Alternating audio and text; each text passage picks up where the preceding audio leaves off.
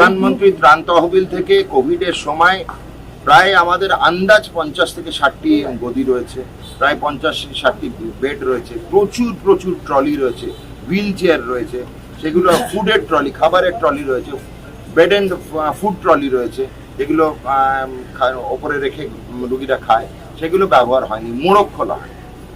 তো সেগুলো তো আমরা জানি। 15 বছর ধরে স্বাস্থ্যমন্ত্রী স্বাস্থ্য ভবনে যাননি।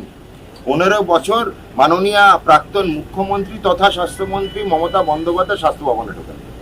কোনো স্বাস্থ্যমূলক ব্যবস্থা তো আপনি এক্সপেক্ট করছেন সে হলদিয়ার একটি প্রান্তিক হাসপাতালে তার স্টোর রুম ঘুরে দেখবে?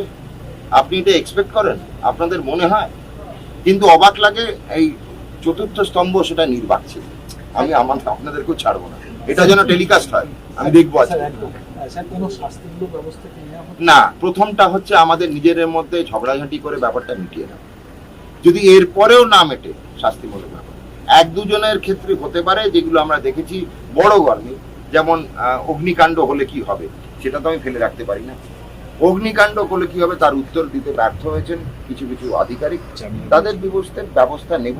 শাস্তিমূলক কি শাস্তিমূলক নয় সেটা অন্য।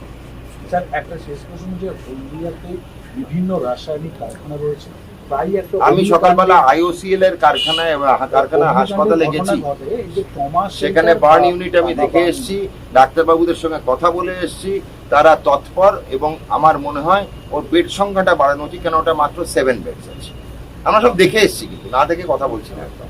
আমি সকালবেলা আধিকারিকরা আসার আগে বেরিয়ে পেয়েছি, ওরা আমাকে ধরেছে, হ্যাঁ বেরিয়ে পড়েছে। টাউনশিপ এলাকাতে থেকে এখান থেকে দূরত্ব প্রায় 15 কিলোমিটার।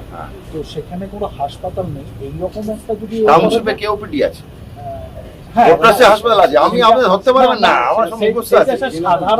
সাধারণ মানুষের পরিষেবা আনা যায়, সেইটা একটু আপনি যদি বলে দেন। ওই টাউনশিপে কিন্তু সাধারণ মানুষ খুব কম থাকে, ওটা কিন্তু হ্যাঁ কিন্তু অনেক কম থাকে, এর মতো জনঘনত্ব অতটা না। সংলগ্ন এলাকাতে জনবসতি আছে, সেটা তাদের সাপোর্টিং দোকানপাট, আমরা সেটা হাত ধরাধরি করে চালু করে, সেটা তো আমার না, মাননীয় মুখ্যমন্ত্রী শুভেন্দু অধিকারী মহাশয়, মাননীয় কেন্দ্রীয় মন্ত্রী শ্রী শান্তনু ঠাকুর মহাশয়, এদের দুজনের বৈঠক হবে, সেখানে ঠিক হবে। আমি সেটার ব্যাপারে মন্তব্য করবো না, করতে পারিও না, পরিধির বাইরে।